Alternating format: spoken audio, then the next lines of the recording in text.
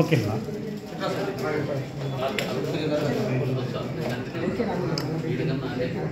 Photo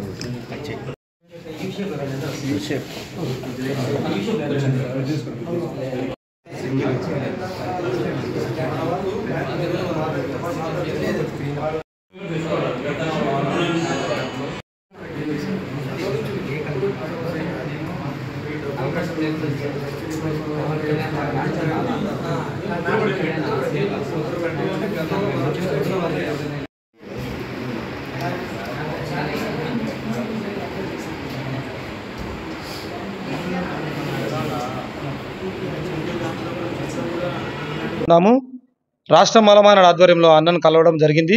అయితే అన్నగారికి మేము 2 విన్నపాలు ఇచ్చాము, 2 పిటిషన్స్.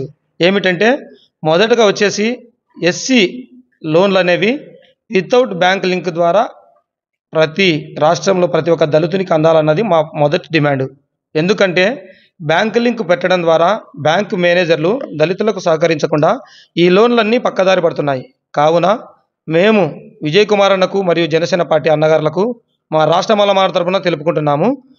ఎస్సీ లోన్లన్నీ ఏకైకంగా డైరెక్ట్ కలెక్టర్ ఆఫీస్లోనే ఈడీ గారి ఆధ్వర్యంలో జరిపి డైరెక్ట్ ఎస్సీలకే ఇవ్వాలని మొదటగా డిమాండ్ చేస్తున్నాము.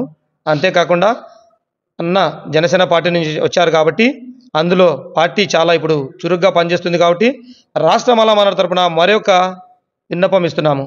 ఏంటంటే రాష్ట్రంలో ప్రతి ఒక్క పోలీస్ ఉన్నతాధికారులను మేము ప్రశ్నిస్తున్నాము. పోలీస్ స్టేషన్లోకి రాజకీయ నాయకులు వస్తే విలువ ప్రజా సంఘ నాయకులు వస్తుంటే ఇవ్వట్లేదు. దయచేసి గమనించండి. రాజకీయ నాయకులు 5 సంవత్సరాలు ఉంటారు, చేసుకుంటారు, పోతారు, వారి స్వలాభం కోసం ఉంటారు.